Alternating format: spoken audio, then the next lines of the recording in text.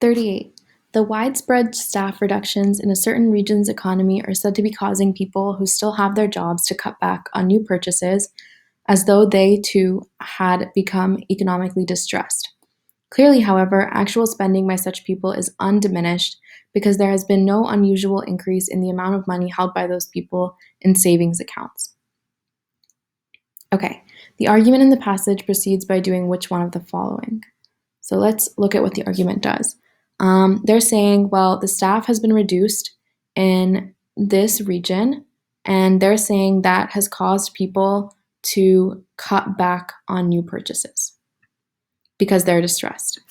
Then the author rebutes that, right? The author says, clearly, however, actual spending hasn't changed. So the author is saying, well, these people are saying, people cut back on their purchases, but actual spending hasn't changed.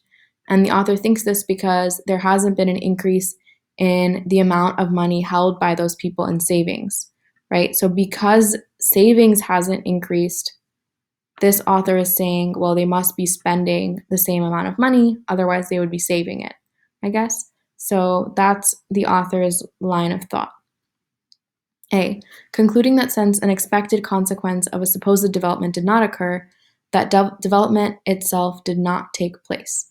The expected consequence that did not occur would be savings going up, I guess. So then they are saying that expected consequence of, so A is saying, well, if savings didn't go up and that's what's supposed to happen when you're not spending, then it must not be true that you're not spending, right? Is what A is saying. That seems like a pretty good answer. So I'm going to leave A open and look at B. B, concluding that since only one of the two predictable consequences of a certain kind of behavior is observed to occur, this observed occurrence cannot, in the current situation, be a consequence of such behavior. Okay, so B is saying there's two predictable consequences and we're only observing one.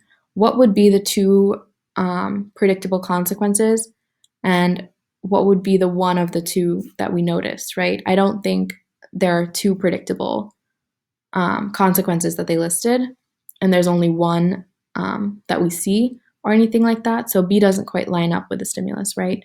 So I can cross out B for that reason.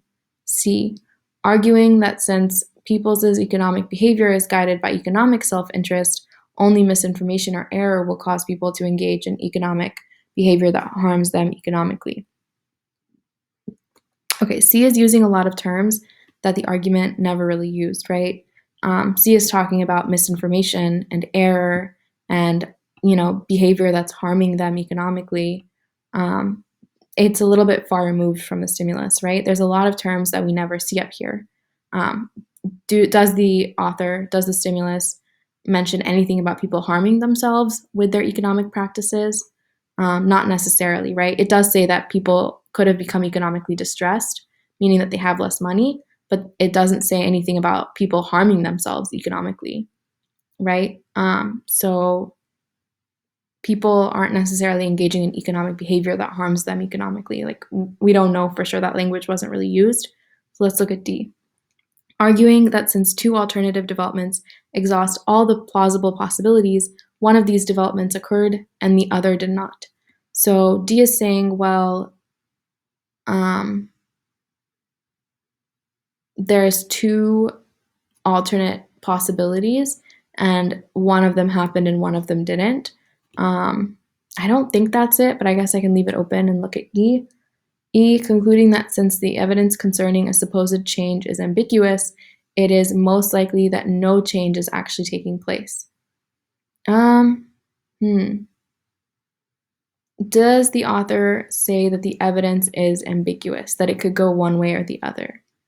I don't think so, right? The author or the argument never really says anything about evidence that can go one way or the other. That's what ambiguous means, right? That it's not clear.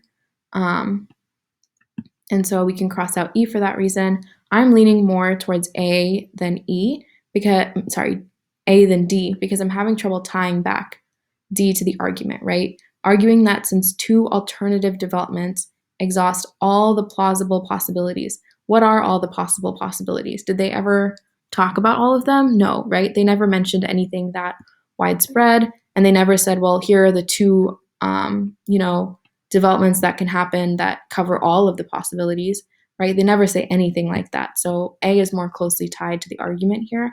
So I would pick A and cross out D as well.